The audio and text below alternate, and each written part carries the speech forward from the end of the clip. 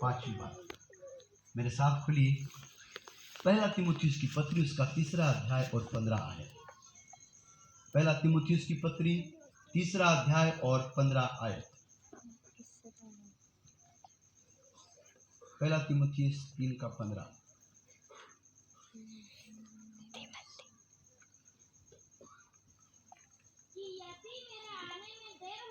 तो तू जान ले कि परमेश्वर के घराने में जो तीसरे परमेश्वर की कलीसिया है, हाँ, और जो सत्य का खंभा हाँ, और नींव है, कैसा बर्ताव करना चाहिए। गुड। 15 मराठीतून वाचा। तरी पण मला उशीर लागल्यास सत्याचा स्तंभ व पाया अशी जी जिवंत देवाची मंडळी आहे, जिवंत देवाची मंडळी आहे, तिच्यात म्हणजे देवाच्या घरात कसे वागले पाहिजे हे तुला समझावे। मेरे साथ हाथ को उठाकर कहिए, कलेशिया मंडली परमेश्वर का घर है। परमेश्वर का घर है। परमेश्वर का धन्यवाद। कई बार हमको लगता है ये तो हमारी संस्कार है, बिल्कुल बिल्कुल सही, लेकिन वो आधा सही है ना, क्योंकि उसके पीछे किसी संस्था के मिशनरियों का काम जरूर है, किसी न किसी व्यक्तियों का प्रार्थना का फल जरूर है। मिस्त्री उसको बनाता है, कॉन्ट्रैक्टर उसको डिजाइन करता है, कोई उसके लिए पैसा लगाता है, कोई इसमें परिश्रम करता है। किसी के साथ, मिशन के साथ, किसी संगति के साथ, फेलोशिप के साथ जुड़कर हम वहां पर रहते हैं, बिल्कुल बात सही है। लेकिन परमेश्वर का वचन कहता है, वापस एक बार पढ़ी मराठी में, उसको छोड़कर आगे 15। जिवंत देवाची सत्याचा स्तंभ व पाया, सत्याचा स्तंभ आणि पाया, अशी जिवंत देवाची मंडळी तिच्यात म्हणजे देवाच्या घरात, त्या मंडळीत म्हणजे देवाच्या घरात कसे वागले पाहिजे हे तुला समजावे। बस हे ज्याला समजत नाही त्याला नाही समजत। देवाच्या मंडळीमध्ये कसं वर्तन ठेवायला पाहिजे हे ज्याला नाही समजत त्याला नाही समजत। बस त्याचा उत्तर इथे येतो, ज्याला नाही समजत त्याला नाही समजत। तो सांगतो, हे माझे, हे मी केलंय, हे माझ्यामुळे झालंय, याच्यामध्ये लाकडं माझे। त्याला नाही माहित इब्रानी पत्रामध्ये म्हटलंय की प्रत्येक घर बांधणारा कोणीतरी असतो, परंतु सर्व वस्तूचा निर्माण करता परमेश्वर असतो। हालेलुया। लेकिन विषय मेरा दूसरा है, इसको यहाँ पर छोड़ देता हूँ, शायद ऐसा कोई तो बच गया। आगे बढ़ जाते हैं। प्रभु का वचन कहता है, कलेशिया परमेश्वर का घर है, घर है, घर है। हालेलुया।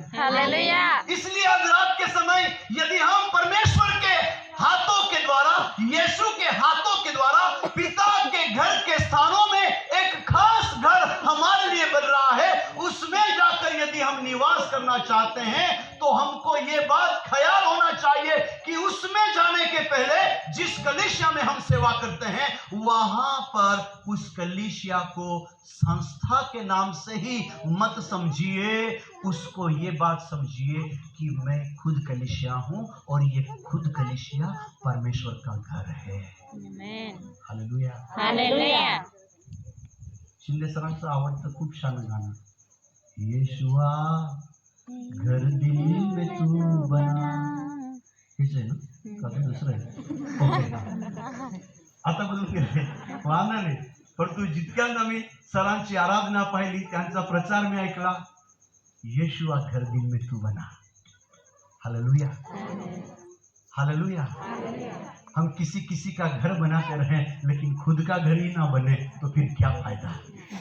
Hallelujah, hallelujah, hallelujah. हम किसी जगह पर कलीसिया स्थापित करते रहे लेकिन हम खुद कलीसिया ना बने, जिसको यीशु कहता है कलीसिया परमेश्वर का घर है। इसलिए कलीसिया ईंट और पत्थर की नहीं हो होती, वो तो दीवार होती है, वो तो इमारत होती है, वो तो बिल्डिंग होती है। असली कलीसिया लोग है, विश्वासी है, जो जीते जागते आराधना करते हैं, वो खुद कलीसिया है। उसी कलीसिया को अंत के दिनों के लिए यीशु की दुल्हन बोला गया है। Hallelujah, hallelujah, hallelujah. और इसलिए कलीसिया हमारा, यीशु का, हम कलीसिया खुद घर है और हमको परमेश्वर का घर बनना आवश्यक है। इसलिए यीशु ने कहा, मैं अपनी कलीसिया बनाऊंगा और जिस पर अधोलोकों का फाटक प्रबल ना होगा। कलीसिया के ऊपर मृत्यु का अधिकार नहीं है। आप सोचोगे कि फिर विश्वासी लोग मर क्यों जाते हैं? मृत्यु सब लोगों के लिए है, सारे जातियों के लिए मृत्यु निश्चित है, लेकिन उसके बाद और एक जीवन है, और जीवन के बाद, उस पुनरुत्थान के बाद न्याय है। उस न्याय के बाद एक तो अनंत जीवन है, एक तो अनंत विनाश है। इसलिए कलीसिया के ऊपर वो अधोलोकों का फाटक, मृत्यु का द्वार या मृत्यु की सत्ता, उसके ऊपर यीशु ने नकारी है। इसलिए बोलता है, मैं अपनी कलीसिया को बनाऊंगा जिसके ऊपर मृत्यु का राज नहीं चलेगा। ऐसी जीवित कलीसिया हम हैं। आमेन, हालेलुया, हालेलुया। जीते परमेश्वर के घर जाने के लिए हमको जीवती कलीसिया बने रहना जरूरी है, जिसको यीशु कहता है, जिसको वचन कहता है कि तुम उसके घर हो। नंबर 6, प्रकटीकरण उसका 3 अध्याय और 20 आयत। 3 अध्याय और 20 आयत, प्रकटीकरण। मैं द्वार पर खड़ा खटखटाता हूं। हाँ, द्वार घर का होता है। यदि कोई द्वार खोलेगा, भीतर मतलब मैं घर के अंदर आकर उसके साथ भोजन करूंगा, घर में खाना खाऊंगा और वो मेरे साथ। Hallelujah, hallelujah. अब एक ऐसा घर है जिस घर के दरवाजे के पास यीशु खड़ा है और खड़ा होकर वो द्वार को खटखटाता है, आवाज और वाणी को देता है। उसमें 2 शब्द लिखे हुए, मैं द्वार पर खड़ा हूं। सचेत हो तो दरवाजे पर ठोकने की आवश्यकता नहीं। कुछ लोगों का माइंड इतना जागरूक होता है, कोट्यावर कोणीतरी आलं बरं का, पाहता मग कोणीतरी खिडकीतून पाहता। आता डिजिटल द्वार आले ना, द्वाराले है ना, बरोबर। एक काहीतरी काच सारखा असतो, कॅमेरा असतो तो, किंवा दूरबीन असतो ना, छोटी चीज बड़ी दिखती इसमें, है ना। तो बाहर वाले को अंदर में कुछ दिखाई नहीं देता, लेकिन अंदर वाला उसको दिखता है।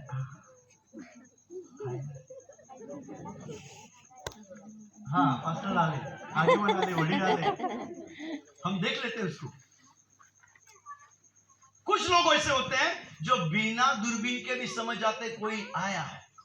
कुछ लोग ऐसे होते हैं घंटी बजा बजा कर, लेकिन रिप्ले नहीं। कुछ ऐसे होते हैं दरवाजे पर दमादम दमादम, कुछ नहीं। इसलिए यीशु ने कहा, मैं द्वार के पास खड़ा हूं और खटखटाता हूं। 2 बातें, आने का, आ गया, पता नहीं चला, उसके बाद ठोका, उसके बाद उसी वचन को एक बार पढ़ो। ये आखिरी वाला पॉइंट है, क्योंकि खाना बन चुका है, मुझे सिग्नल मिल चुके हैं और हमको भी बहुत दूर जाना है, लेकिन इसको सुनकर ही जाएंगे। हालेलुया। हाँ, पढ़िए वापस। खड़ा हूं और फिर खटखटाता हूं। अब खटखटाने के आवाज से काम नहीं चल रहा है, इसलिए मेरा शब्द सुनकर, ये तीसरा सिग्नल है। मैं आया, तेरे को पता नहीं चला, मैंने ठोका, तेरे को पता नहीं चला, अब मेरी वाणी तेरे को दे रहा हूं। हाँ, और मेरा शब्द सुनकर द्वार वो खोलेगा अंदर से, क्योंकि बाहर से तो खोल नहीं सकता, अंदर से खोलेगा। तो उसके पास जाऊंगा और भीतर में जाऊंगा, उसके पास जाऊंगा और वीर शिंदे सर के साथ बैठकर खाना खाऊंगा और शिंदे सर मेरे साथ। अब मैं उसके साथ और वो मेरे साथ, ये बात बोलने की दो तरफा कोई जरूरत नहीं लगती मेरे ख्याल से, लेकिन यीशु ने दो शब्द बोले हैं, मैं जब उसके घर जाऊंगा तो मैं उसके साथ बैठकर खाऊंगा। हालेलुया। लेकिन दूसरे सेंटेंस में फिर वो बोलता है, वो मेरे साथ खाएगा।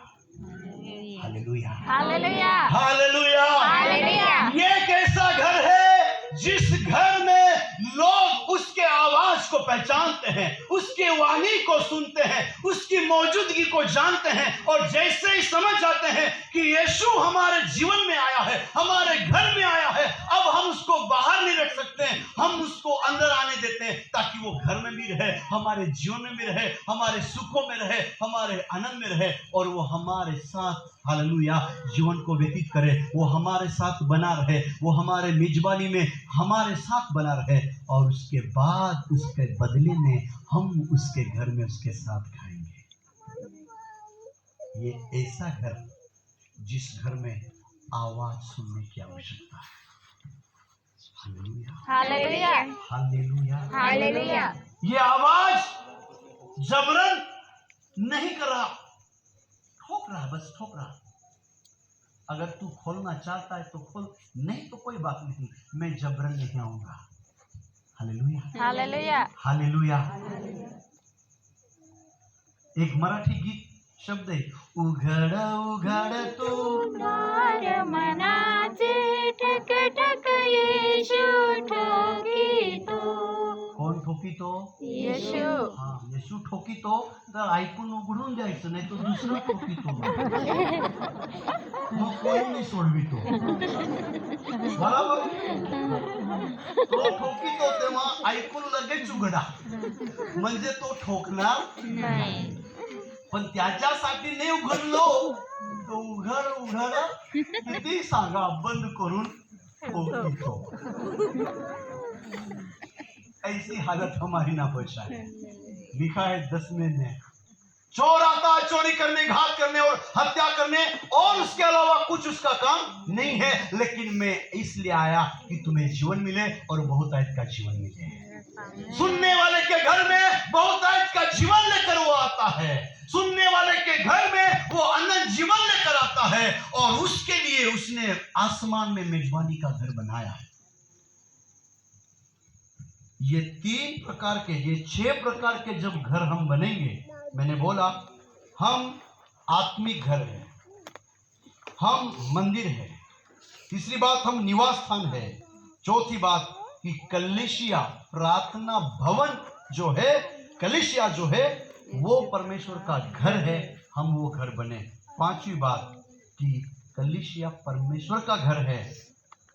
चौथी बात में यीशु ने भवन को, प्रार्थना भवन को मेरे पिता का घर बोला है, वो घर हमको बनना चाहिए, हमारा चर्च को। और छठी बात कि हम सुनने वाला, वाणी समझने वाला घर हम बने, कि जिसको यीशु को हम बाहर ना रखें लेकिन उसको अंदर में ले। ये 6 प्रकार के घर जब हम बनेंगे तो यीशु ने बोला मेरे पिता के घर में बहुत से स्थान है, और जहाँ पर मैं रहता हूँ वहाँ पर तुम भी रहोगे। Hallelujah. Hallelujah, hallelujah. Hallelujah, hallelujah. हनोक जिंदा उठा लिया गया मरे बिना। उसके बाद किसको उठाया? एलिया को। ये 2 व्यक्ति है बिना मृत्यु के इस संसार से चले गए हैं। ये सारी पीढ़ियों को वो बताना चाहता है कि खुदा जिसको चाहता है बिना मृत्यु को वो उठा लेता है, ताकि आने वाली पीढ़ियों को इस बात की गवाही हो कि परमेश्वर अपने प्रेमियों को बिना मौत के भी वो जिंदा लेता है। लेकिन परमेश्वर के वचन में लिखा है लहू और हड्डी और मांस को वहां पर स्थान नहीं है, मृत्यु सबके लिए है। इसलिए मूसा को एक बार पृथ्वी पर भेजा था, रूपांतर के पहाड़ पर हम देखते हैं। एलिया को एक बार भेजा था, और हनोक के बारे में लिखा है प्रकटीकरण उसके 11वें अध्याय में कि 2 गवाहों की रीति से जितने लोग इस पृथ्वी पर से गए हैं, कुछ लोगों को बिना मौत, कुछ लोगों के मौत के बाद, लेकिन उन सबका एक बार इस मिट्टी में मिलना जरूरी है, एक मौत होना जरूरी है। उनको भी परमेश्वर ने किसी रहस्यमय जगहों पर स्थान दिया होगा, क्योंकि यीशु बोलता है मेरे पिता के घर में बहुत से स्थान है।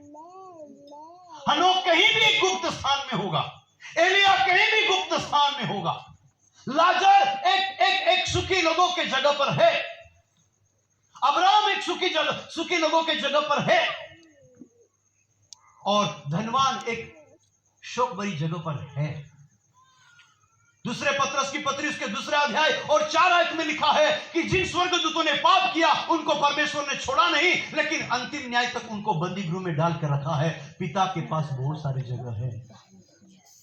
Hallelujah, hallelujah, hallelujah, hallelujah, hallelujah, hallelujah, hallelujah. Hallelujah. जिस स्थान को यीशु बना रहा है उसमें अभी तक कोई भी नहीं है, क्योंकि यीशु के बारे में लिखा है वो पिता के दाहिने बाजू बैठकर हमारे लिए प्रार्थना करता है। जहां पिता है वहां यीशु है, वहां दूत है। धर्मियों का स्थान अलग है, लेकिन एक स्थान बिल्कुल कोरा नया है जहां पर यीशु हमको लेकर जाने वाला है। आमीन।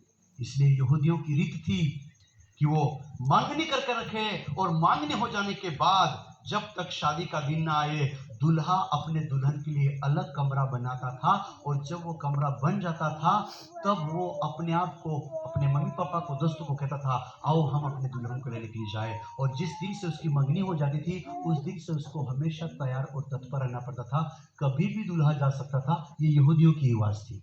इसलिए यीशु ने बोला मैं जा रहा हूँ, जब तैयार हो जाएगा तब मैं आ जाऊंगा। लेकिन हमको मालूम ही नहीं क्योंकि उसका डेट कोई है। आओ हम उस स्थान की ओर ध्यान दें, आइए अपने नजरों को उठाए उस स्थान की ओर कि जहाँ यीशु ने हमारे लिए जगह तैयार किया है। आंखें बंद करें और प्रार्थना करें, प्रभु को कहे प्रभु हम एक आत्मिक घर बनना चाहते हैं, हम कलीसिया रूपी घर बनना चाहते हैं, हम सुनने वाले घर बनना चाहते हैं। प्रभु हम एक आत्मिक पत्थर की नाई आत्मिक घर बनना चाहते हैं, आत्मिक भवन बनना चाहते हैं, हम प्रभु का मंदिर बनना चाहते हैं, ताकि जिस स्थान को तू हमारे लिए बनाने गया है उस स्थान पर हम रह सके। कितने लोग आज रात को प्रार्थना करना चाहेंगे? अपने हाथों को उठाकर 2 मिनट के लिए प्रार्थना करें। हमारी आशा बिल्कुल निकट है, हमारी आशा बिल्कुल निकट है। अब हम केवल आशीषों की सभाओं में ही नहीं, चंगाई की सभाओं में नहीं, भविष्यवाणियों के सभा में नहीं, लेकिन अब हमको यीशु के दूसरे आगमन की सभाओं की ओर ध्यान देना होगा। अपनी तैयारी को लगाना होगा, अपने हाथों को उठाकर कहे प्रभु जिस स्थान को तू हमारे लिए बनाने जा रहा है उसमें मैं आत्मिक मंदिर बनकर आना चाहता हूँ, आत्मिक भवन होकर आना चाहता हूँ, उसमें मैं आत्मिक निवास होकर आना चाहता हूँ, उसमें मैं प्रार्थना का भवन, प्रार्थना का घर होकर मैं आना चाहता हूँ। वो कलीसिया जिसमें कोई दाग नहीं, जिसमें कोई झुर्री नहीं, ऐसे निर्दोष और निष्कलंक अवस्था में मैं ऐसी दुल्हन बनकर मैं आना चाहता हूँ। मैं एक सुनने वाला घर जो तेरे वाणी को सुनकर अपने जीवन में बुला लेता हूँ, अपने घर में स्थान देता हूँ। ऐसा घर जो आज्ञाकारी है, ऐसा घर जो यीशु के लहू से शुद्ध किया गया, ऐसा परिवार जिस घराने का नाम स्वर्ग में यीशु रखता है, ऐसा घराना बनकर मैं उस स्थान पर प्रवेश करना चाहता हूँ।